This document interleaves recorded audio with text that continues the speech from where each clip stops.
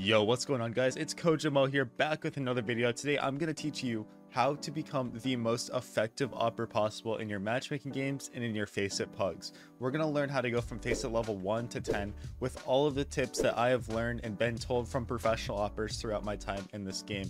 I'm going to give you some really good advice and insight that's going to really help you dominate the server. But before we get into that, I do have a message from the sponsor of today's video. Thank you to the sponsor of today's video, SkinsMonkey. They are one of the greatest and easiest to use CS2 trading sites out there. You can swap out the skins you do not like for brand new ones that are so much more fresh.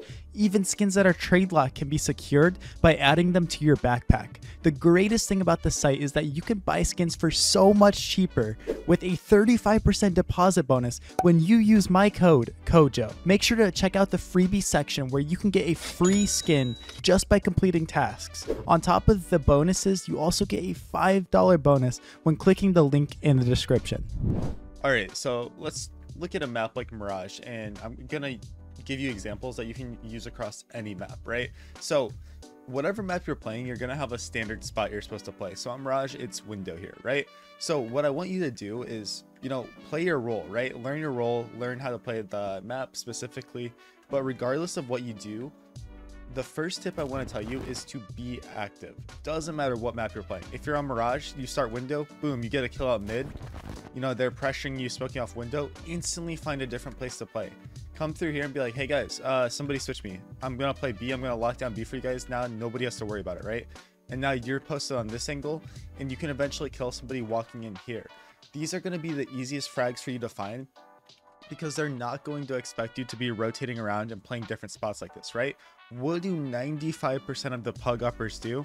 They come here and start window, boom, one kill. We're stuck in window here. We're just fighting and fighting, right? We're just sitting here till we die, right? Wherever the awper is playing, they're just playing there until somebody finally kills them, right? What do really good players do? Like I said, they get that kill, boom, dead out mid. All right, guys, I'm gonna rotate into jungle here. I'm gonna peek ramp. Someone peek ramp with me. Boom, we get that kill. Now I'm gonna rotate around to B site, right? And obviously, play the game how it's supposed to be, play the round how it's supposed to be, but be active and find yourself in different positions. Now, another thing that kind of goes hand in hand with this is if you really want to be effective, if you really want to be good at this game, stop re-peeking, right? So you get the first kill, you see 3 guys run out mid beside this guy. Man, I know in our ego and everything we want, it's screaming at us to re-peek, but I'm telling you guys, it is not good to get that kill, see lots of people come out and try to fight them. You peeking this angle, if they are good at all, and if you want to consistently rank up, they're going to kill you, right? Especially if there's multiple people out here, right? I can understand if you're like, man, there's another rifle out, I want to challenge him because it's a good fight for me. Okay, I understand that. But in general, guys, when you get that kill on an angle, right, we get a kill up here, you see people running out next to that, it's not worth it to re-peek. Instead, it's better to fall back to another angle and force them to have to flash you off, smoke you off, do these things that people struggle with inside of pugs to actually do. It's very hard for people to find coordination. So when you're re-peeking, it's just giving them that chance to, win the game.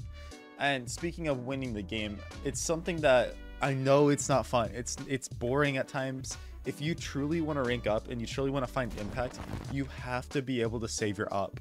Way too many oppers and pugs I see are going for impossible 1v4 retakes, right? They're coming back here, it's 1v4, and dude, just save your op, man. Just save the op. I know it's boring, I know it sucks, but if you didn't get a chance to play the round, just save it, right?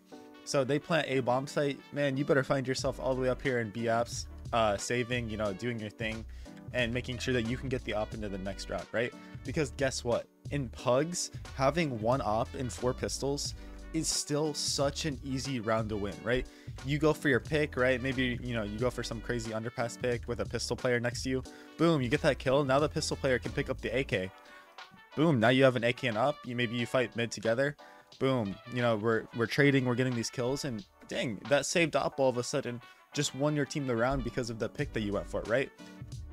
And something that goes in hand to hand with rotating and finding yourself in different positions, if you are opping, you can't just always start window. Now, I'm not talking about just rotating out like I explained earlier. You need to be able to start in different positions. What I do when I have this A ramp spawn or this A spawn, I'm like, hey guys, somebody walk through palace with me, and we get this info early. I'm all A ramp, knife out into palace here and get posted on this line so a teammate can walk through. Why do I do this? One, I want to get that pick on someone that doesn't expect an awper to be here. But two, I love it because I'm posted and my teammate just walks in and takes these fights. And I'd say 80% of the time there's nobody here when I call it. And they literally get to just walk through palace and we have all of that info and it helps us win the round. Why did we win the round? Because we had a guy flanking instantly at the beginning of the round, right? So it's just so useful to have something like that and it can really make your life easier.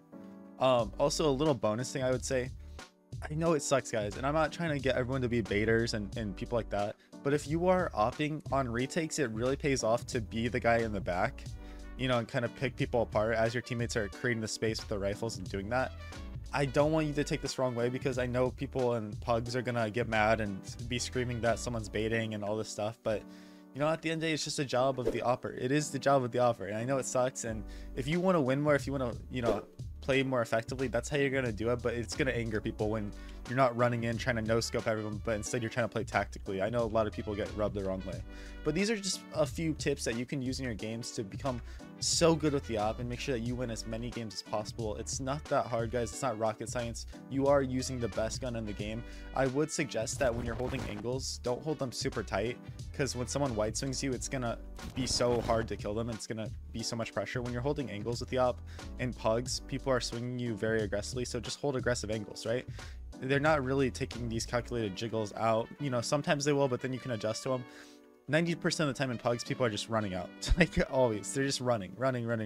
So it's a good you know, test your ability to hold angles and stop holding that little crack angles in pugs. It's not worth it. But yeah, thank you guys so much for watching this video. I hope you all enjoyed it. If you want to help me out, hit that subscribe button. I appreciate every single one of you. You all have a great rest of your day. Peace out. And also, I want to say, if you want to become a member of this channel, you can support me like that and you can get your name on every single one of my videos, which is amazing. So peace out.